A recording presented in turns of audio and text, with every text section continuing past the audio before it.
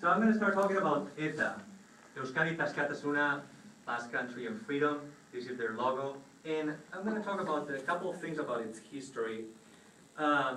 We need to understand that this organization starts in the middle of a dictatorship. Between 1936 and 1939, the Spanish Civil War happens, as everybody knows, and some people consider that the first episode of World War II. One of the bands, one of the sides in that conflict wins the war, and wins the war because they have a strong support of the Nazi Germany. And after the war, well, the war kind of gets 500,000 people die after the war, and after the war we have a 40-year dictatorship in Spain. That dictatorship was especially harsh in the Basque provinces, which were declared traitor provinces. Our culture was completely vanished, our language was prohibited, versus what happened in Galicia and Catalonia, where their language still wasn't prohibited and they kept speaking. In the Basque country, that didn't happen. Our political rights, culture, everything, political participation, a lot of things were completely vanished or voided for 40 years. It was really harsh for us. In the first 10 years after the war, 1939 till 1945-50, were the hardest years. People were, literally thousands of Spaniards were executed for being part of the other side during the war. They just were going to their houses, execute them, or putting them in jail and use them as labor, as slaves. So what happened in that scenery? The Basque government is in the exile, first in Paris, then in New York, and it kind of gets a big distance between the Basque government and the reality in the Basque country. There was a hope of all the Spaniards, and Basques as well, that after World War II, 1945, there was going to be a rescue of Spain. An international coalition would come inside of Spain and free them from this dictator who had been helped by Hitler. That didn't happen. And actually happened something very determinant in all this in 1953. Which is the support that the American government shows to the Spanish government. There's other reasons why they did that, but it's very significant from the point of view of the Spaniards how this is not going to happen. Nobody's going to come to rescue us. If the Americans are with the Spaniards, nobody's coming. And then we have the Cuban Revolution, 1959, meaning that the Cuban, how is that related to the Basque country? Well, it is related because the Cuban Revolution shows all the movements, revolutionary movements around the world, that armed struggle or this type of revolution works. Of course, they had a dictatorship after that, but the Cubans didn't know it by then. But in 1959, they thought, well, fighting, we can get the freedom.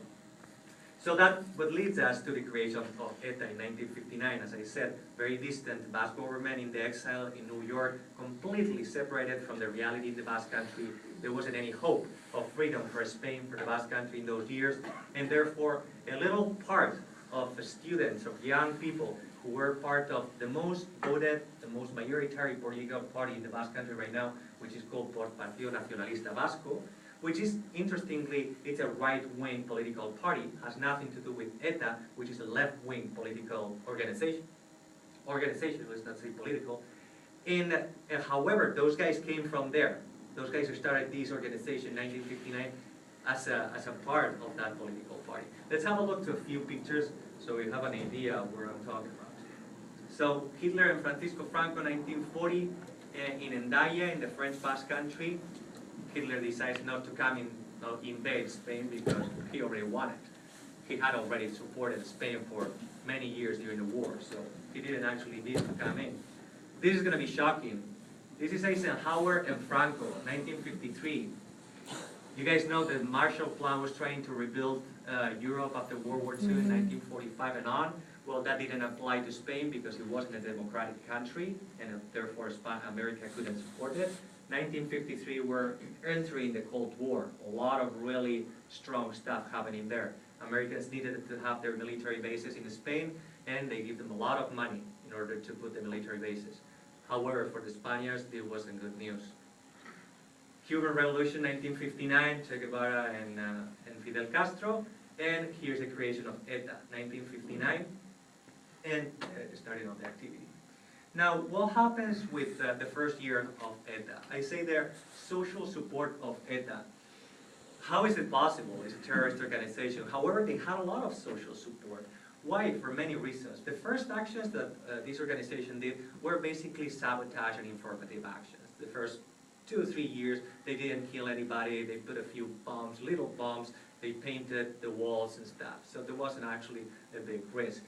Then they started actually killing people, but it was perceived by people as freedom fighters. Why? Because they were being very selective of the people that they were targeting.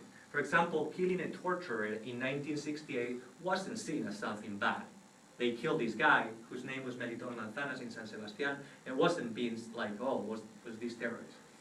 Or killing the successor of Franco, the dictator, 1973, Carrero Blanco, is killed in Madrid, and therefore, 2 years later, when Franco died, there's no person to continue with the dictatorship. So a lot of people in Spain celebrated this. It was a criminal action, putting a bomb in a man and killing him, and however, it was celebrated by most of the Spaniards, because that was pointing out the end of the dictatorship. And also, a lot of the support, the social support, happens because of the hard repression that was happening in those years.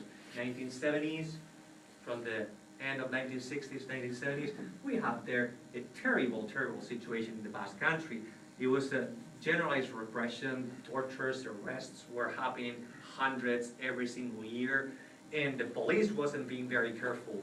And they probably weren't trained, and they came from a dictatorship, and all of a sudden all these people are on the streets claiming rights. They weren't careful.